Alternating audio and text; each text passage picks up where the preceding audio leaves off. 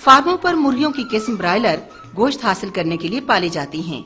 ان کی خصوصیت یہ ہے کہ یہ 6 ہفتوں میں 3 کلو گرام خشک خوراک کھا کر 1.5 کلو گرام وزن حاصل کر لیتی ہیں۔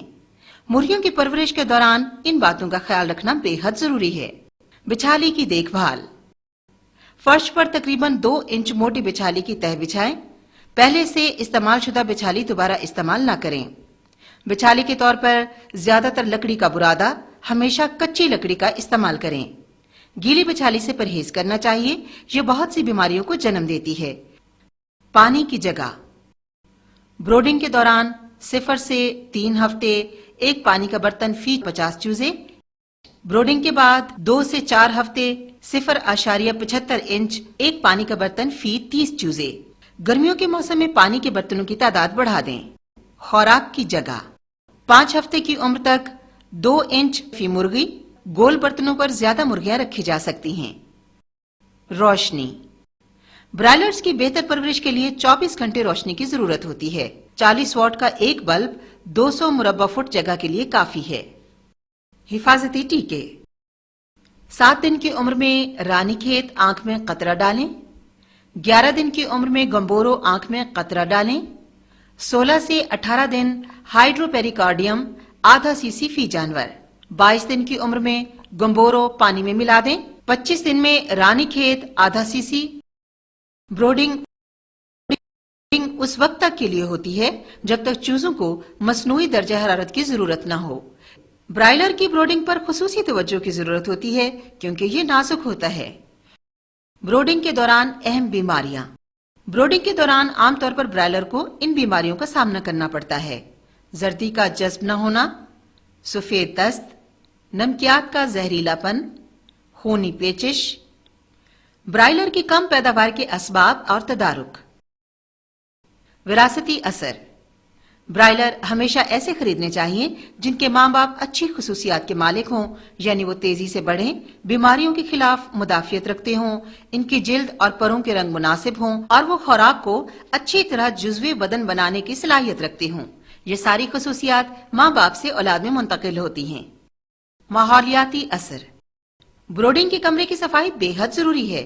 2 یا 3 ہفتوں کے بعد ایک دفعہ بیٹھوں کو صاف کرنا ضروری ہے تاکہ بیماریوں کے جراثیم پھیلنے نہ پائیں۔ نئے چوزے رکھنے سے پہلے ہر بار کمرے کی مناسب صفائی اور جراثیم کش ادویات کا اسپرے بہت ضروری ہے۔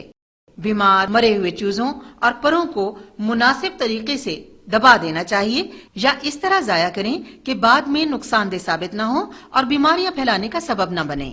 چوزوں کی مناسب صحت کے لیے سورج کی روشنی کا کمرے میں آنا بھی بے حد ضروری ہے۔ درجہ حرارت۔ درجہ حرارت زیادہ ہونے سے مرغیوں میں پانی کی کمی ہو جاتی ہے، جانور خوراک کھانا چھوڑ دیتا ہے اور ان کا وزن کم ہو جاتا ہے۔ علاوہ ازیں مرغیاں پانی زیادہ پیتی ہیں اور ان کے فضلات میں بھی پانی زیادہ ہوتا ہے۔ درجہ حرارت ہمیشہ مناسب ہونا چاہیے۔ درجہ حرارت کم ہونے سے مرغیاں اپنے جسم کو گرم رکھنے کے لیے زیادہ خوراک کھاتی ہیں اور نمونیا ہونے کے مواقع بڑھ جاتے ہیں۔ سردیوں کی راتوں میں کھڑکیوں پر پردے لگانے چاہیے تاکہ ٹھنڈی ہوا کمرے میں نہ آ سکے۔ ہوا میں نمی کا تناسب۔ ہوا میں نمی کا تناسب ہمیشہ 65% ہونا چاہیے۔ کم یا زیادہ نمی کے تناسب سے جانوروں کی نشو و نما اثر انداز ہوتی ہے۔ ہوا میں نمی کا تناسب زیادہ ہونے سے بچھالی گیلی رہے گی، ہوا میں نمی کا تناسب کم ہونے سے بچھالی میں مٹی ہوگی اور سانس کی بیماریاں پھیلیں گی۔ ہوا کی آمد و رفت۔ بروڈنگ کے کمرے سے نمی، نقصان دہ گیسوں اور گرمی کے اخراج کے لیے ہوا کی متواتر آمد و رفت بہت ضروری ہے تاکہ چوزوں کو سانس لینے کے لیے تازہ ہوا مل سکے۔ ہوا کی مناسب رفتار ایک چوزے کے لیے 1 منٹ میں 0.1 مکعب فٹ ہے۔ باہر سے آنے والی ہوا کو گرم کرنے کے لیے کمرے کا درجہ حرارت، جو عام طور پر 75 سے 80 ڈگری فارنہائٹ ہوتا ہے، اس سے کچھ زیادہ رکھنا بہتر ہے۔ فارمر عام طور پر بروڈر ہاؤس میں سردیوں میں مطلوبہ درجہ حرارت حاصل کرنے کے لیے پردے لگا کر شیڈ کو مکمل طور پر بند کر دیتے ہیں۔ اس سے ہوا کی کمی کی وجہ سے آکسیجن کی کمی ہو جاتی ہے، ایسا ہرگز نہیں کرنا چاہیے۔ فرشی جگہ۔ فرشی جگہ کم کرنے سے چوزوں میں شرح اموات میں اضافہ اور نشو و نما کم ہو جاتی ہے۔ مرغیاں خوراک کم کھاتی ہیں اور ایک دوسرے کو کاٹنے لگتی ہیں۔ پہلے 4 ہفتوں تک چوزوں کو 6 مربع انچ اور اس کے بعد 1 مربع فٹ فی برائلر جگہ دینی چاہیے۔ سردیوں میں یہ جگہ 10% کے حساب سے کم کی جا سکتی ہے۔ زہریلی گیسیں۔ پولٹری فارم پر بہت سی گیسیں اگر زیادہ مقدار میں پائی جائیں تو خطرناک ہوتی ہیں، جس سے شرح اموات میں اضافہ ہوتا ہے، مثلا carbon dioxide, carbon monoxide, methane, ammonia وغیرہ۔ اگر گیس زیادہ ہو جائے تو اس سے بچنے کے لیے عمارت میں ہوا کی آمد و رفت بڑھا دیں۔ خوراک کی اقسام۔ مرغیوں کی خوراک مختلف قسموں میں دستیاب ہے، جو کہ میش، پیلٹ اور کرمبل کہلاتی ہے۔ بیماریوں کی روک تھام۔ پہلے ہفتے میں زردی جذب نہ ہونا اور پیچھا بند کی بیماری ہو سکتی ہے۔ پہلے ہفتے میں چوزوں کو شکر کا شربت پلائیں۔ اس کے علاوہ پہلے ہی ہفتے سے انہیں وسیع اثر رکھنے والی ادویات، براڈ اسپیکٹرم اینٹی بایوٹک 5 سے 7 دن کے لیے دینا شروع کریں۔ تیسرے ہفتے میں خونی پیچش کا حملہ ہو سکتا ہے۔ تیسرے ہفتے سے انہیں خونی پیچش کے خلاف مدافعت پیدا کرنے کے لیے ادویات دیں۔ نزلے کا حملہ کسی بھی وقت ہو سکتا ہے، اس کے لیے گیلی بچالی سے پرہیز کریں۔ تمام ویکسین اپنے علاقے کے شیڈول کے مطابق وقت پر کریں۔ برائلر کی صفائی پر خصوصی توجہ دیں، کیونکہ لیئر کی نسبت اس میں بیماری کا زیادہ اندیشہ ہوتا ہے۔ برائلر کی آمد سے پہلے کمرے کی تیاری۔ برائلر کے آنے سے پہلے صفائی کے بعد کم از کم 15 دن کے لیے کمرے کو کھلا چھوڑ دیں تاکہ تمام جراثیم ختم ہو جائیں۔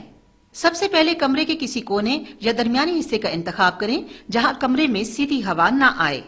اس حصے کی صفائی کے بعد اس میں لکڑی کا برادہ 2 انچ اونچا بچھا دیں اور جگہ کی پیمائش 0.5 مربع فٹ کے حساب سے کر لیں۔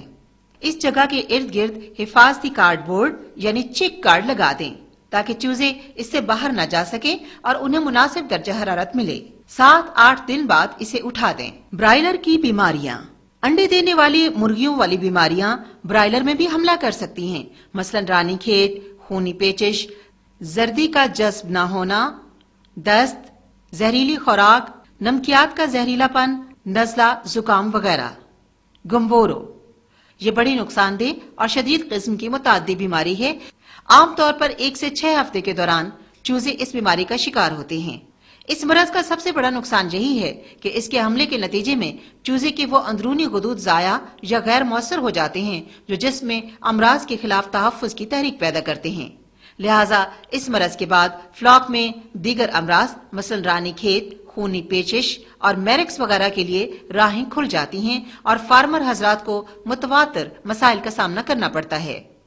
علامات۔ چونکہ اس بیماری کی علامات اچانک ظاہر ہوتی ہیں، اس لیے متاثرہ چوزے اچانک سست اور کمزور نظر آنا شروع ہو جاتے ہیں۔ چوزوں کے پچھلے پر غبار آلود ہو جاتے ہیں، چوزوں کو سردی محسوس ہوتی ہے اور وہ کمروں کے کونوں میں اکٹھا ہونا شروع ہو جاتے ہیں۔ بعض چوزوں پر کپکپی طاری ہو جاتی ہے۔ چوزوں کو سفید دست شروع ہو جاتے ہیں۔ سفید دستوں کا لیسدار مادہ مقعد کے گرد چمٹ جاتا ہے۔ علاج۔ چونکہ یہ مرض وائرس کی وجہ سے ہوتا ہے، اس لیے اس بیماری کا کوئی علاج ممکن نہیں۔ احتیاطی تدابیر کے طور پر ان طریقوں پر عمل کیا جائے تو اچھے نتائج برآمد ہوں گے۔ اگر گمبورو کی ویکسین کے لیے 15 سے زیادہ دن گزر گئے ہیں اور بیماری کا حملہ ہو گیا ہے تو ویکسین دوبارہ کر دی جائے۔ اس سے وہ تمام چوزے جو اس بیماری کا شکار ہو گئے ہیں وہ مر جائیں گے اور باقی جو بچیں گے ان میں بیماری کے خلاف قوت مدافعت پیدا ہو جائے گی۔ چوزے کے جسم کا درجہ حرارت کم کرنے کے لیے APC پیراسیٹامول کی 1 گولی 1 لیٹر پانی میں یا کیلپول شربت کا 1 چمچ 1 لیٹر پانی میں ملا کر دیا جائے۔ بازار سے کوئی بھی اینٹی بایوٹک مثلا ٹریبریسن، TM200 وغیرہ لے کر چوزوں کو دی جائے تاکہ وہ دوسری بیماریوں سے بچے رہیں۔ وائٹامنس بھی چوزوں کو خوراک یا پانی میں ملا کر دیں۔ زیادہ طاقتور راشن دیا جائے۔ 50 حصے مکئی، 25 حصے گندم اور 25 حصے چاول۔ 8 کلو خشک دودھ 100 کلو راشن کے لیے۔ ڈبے کی ہدایت کے مطابق وائٹامنس۔ چوزوں کو چند دنوں کے لیے یہ راشن تیار کر کے دیں۔ مرغیوں کا نزلہ زکام اور کھانسی۔ مرغیوں میں نزلہ زکام اور کھانسی علیحدہ علیحدہ امراض ہیں۔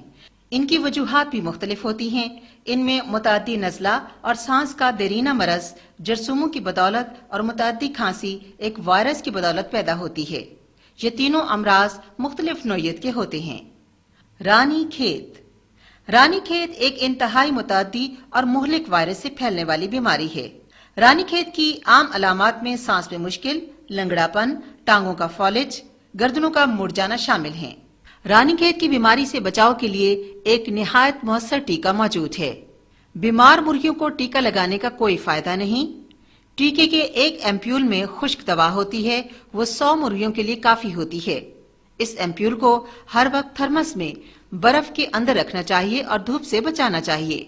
ٹیکہ تیار کرنے کی ترکیب: ایک صاف بوتل میں کشید شدہ پانی 100 سی سی ڈالیں اور برف میں لگائیں اور سورج کی روشنی سے بچا کر رکھیں۔ دوا کی ٹیوب کا سر احتیاط سے توڑیں اور اس میں تقریباً 1 سی سی یخ بستہ کشید شدہ پانی سرنج سے ڈالیں۔ سرنج میں نکالی ہوئی حل شدہ دوائی برف میں لگی ہوئی بوتل میں ڈالیں اور اچھی طرح ہلا کر ملا لیں۔ دوا کی خالی ٹیوب میں بوتل میں سے 1 سی سی ٹھنڈا پانی دوبارہ ڈال کر پھر اس بوتل میں ڈالیں۔ اس طرح تمام دوائی بوتل میں حل کر لیں۔ یہ محلول 2 گھنٹے کے اندر استعمال کر لیں۔ استعمال کا طریقہ: